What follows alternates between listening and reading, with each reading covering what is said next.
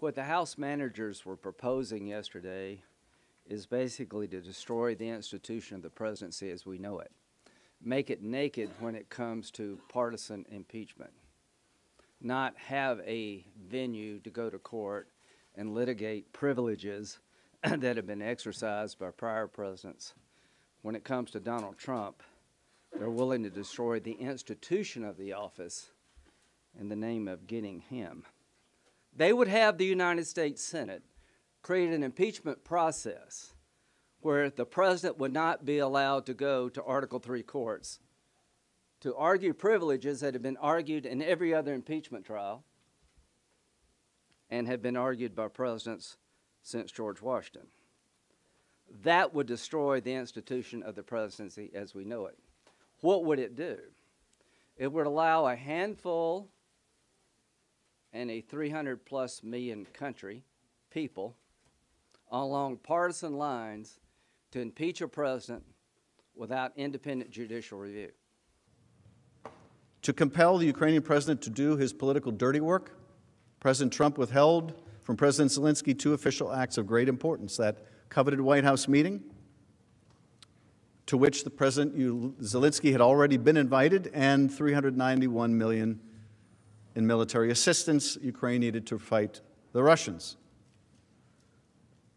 For a strategic partner of the United States in a hot war with Russian-backed forces inside its own borders, the symbolic support conferred on it by an Oval Office visit with the President of the United States and the life-saving support of our military aid was essential. As the House's presentation will make clear, in directly soliciting foreign interference and withholding those official acts in exchange for the announcement of political investigations beneficial to his reelection, the President put his own interests above the national interest. President Trump undermined the integrity of our free and fair elections by pressing a foreign power to influence our most sacred right as citizens, our right to freely choose our leaders. And he threatened our national security by withholding critical aid from a partner on the front lines of war with Russia, an aggressor that has threatened peace and stability on an entire continent. In so doing, the President sacrificed not only the security of our European allies, but also our nation's core national security interests. President Trump undertook this pressure campaign through hand-picked agents inside and outside of government who circumvented traditional policy channels. President Trump intentionally bypassed many U.S. government career officials with responsibility over Ukraine and advanced his scheme primarily through the effort of his personal attorney, Rudy Giuliani. President Trump carried out this scheme with the knowledge of senior administration officials, including the President's acting Chief of Staff, Mick Mulvaney, Secretary of State Mike Pompeo, Vice President Mike Pence, National Security Council Legal Advisor John Eisenberg, and White House Counsel Pat Cipollone. When the President became aware that the scheme would be uncovered, he undertook an unprecedented effort to obstruct the House of Representatives' impeachment inquiry and to hide it from the public and from Congress, including all evidence related to his misconduct. This, of course, was not the first time that President Trump embraced Russian activity and disinformation. On July 24 of last year, Special Counsel Robert Mueller testified before Congress that Russia interfered in the 2016 election in a, quote, sweeping and systemic fashion to benefit Donald Trump's political campaign. Mueller and his team found that, quote, the Russian government perceived that it would benefit from a Trump presidency and worked to secure that outcome. They also found that the Trump campaign expected it would benefit electorally from information stolen and released through Russian efforts. Following Special Counsel Mueller's testimony, during which he warned against future interference in our elections, did the President recognize the threat posed to our democracy and renounce Russian interference in our democracy?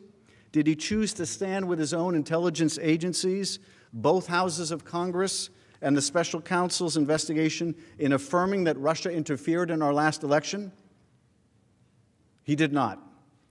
Instead, only one day after Special Counsel Mueller testified before Congress, empowered in the belief that he had evaded accountability for making use of foreign support in our last election, President Trump was on the phone with the president of Ukraine, pressing him to intervene on President Trump's behalf in the next election. As we tell this story, it is important to note that the facts before us are not in dispute. There are no close calls. The evidence shows that President Trump unlawfully withheld military assistance appropriated by Congress to aid our ally in order to extort that government into helping him with his re-election, then tried to cover it up when he got caught. One obstacle to Mr. Giuliani's work was Ambassador Marie Yovanovitch. A 33-year veteran of the Foreign Service, Ambassador Yovanovitch had partnered with Ukraine to root out the kind of corruption that would have allowed Mr. Giuliani's lies to flourish. In order to complete his mission, Mr. Giuliani first needed Ambassador Yovanovitch out of the way. And so in early 2019, Mr. Giuliani launched a public smear campaign against the ambassador, an effort that involved Mr. Giuliani's allies in Ukraine, the president's allies in the United States, and eventually President Trump himself. Ukrainians across the country organized in an unprecedented, united civil movement not seen since World War II to raise money to supply their ragtag military with everything from soldiers' boots to bullets. And while our friends were at war with Russia, wearing sneakers, some without helmets, something else was happening. On July 25th, President Trump made a phone call. He spoke with Ukrainian President Zelensky and asked for a favor. We help our partner fight Russia over there so we don't have to fight Russia here.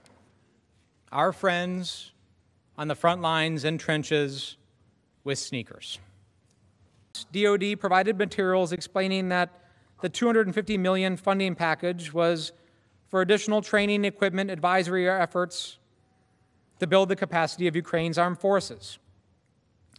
DoD emphasized, quote, almost all of the dozens of vendors are U.S. companies, meaning that this funding also benefited U.S. businesses and workers. Nonetheless, President Trump put the wheels in motion to freeze the funds shortly after learning about DoD's plan to release the funds. According to a New York Times article on June 27th, Chief of Staff Mulvaney emailed Blair, quote, I'm just trying to tie up some loose ends. Did we ever find out about the money from Ukraine and whether we can hold it back? Blair reportedly responded that it would be possible, but not pretty. He added, quote, expect Congress to become unhinged. Quid pro quo is a Latin term. It means this for that. The statement that I just read shows that President Zelensky fully understood at the time of this July 25th call that if he yielded to President Trump's demand for phony investigations, he would get the White House meeting in the Oval Office that he desperately sought. This for that. A very poor performance by a man named Robert Mueller, an incompetent performance. But they say a lot of it started with Ukraine. Whatever you can do, it's very important that you do it if that's possible. Who is the they referred to by President Trump, putting forth the baseless conspiracy theory that the Ukrainians, not the Russians, were behind the hack of the Democratic National Committee server in 2016? They means Russia. They means Putin. They are enemies of the United States. Not a single witness who testified before the House knew of any factual basis for President Trump's belief in the CrowdStrike Ukraine fairy tale. To the contrary, the U.S. intelligence community and this Senate Intelligence Committee assessed that Russia interfered in the 2016 election. As Dr. Fiona Hill testified, the theory that Ukraine interfered in the 2016 election is, quote, a fictional narrative that has been perpetrated and propagated by the Russian security services. The conspiracy theory that President Trump advanced on the July 25th phone call is stone-cold Russian propaganda. They go to Warsaw, they meet with the vice president. It's the first question is the aid. And what happens after that meeting? Now, that's a big meeting, by the way, with the vice president, the Ukrainian delegation. It's not like in front of all those people, the vice president is going to bring it up. And so Sondland goes up to his counterpart right after that on the sidelines of that meeting, and he says, basically, you ain't getting the money until you do the investigations. And we're to believe they felt no pressure? Folks, they're at war. They're at war, and they're being told you're not getting $400 million in aid you need unless you do what the president wants, and what the president wants are these two investigations. If you don't believe that's pressure, that's $400 million worth of pressure. I got a bridge I want to sell you. And it's hard for us to put ourselves in the Ukrainians' position. I mean, imagine the eastern third of our country were occupied by an enemy force. And we're beholden to another country for military aid. And they're saying you're not going to get it until you do what we want. Do you think we'd feel pressured? I think we'd feel pressured.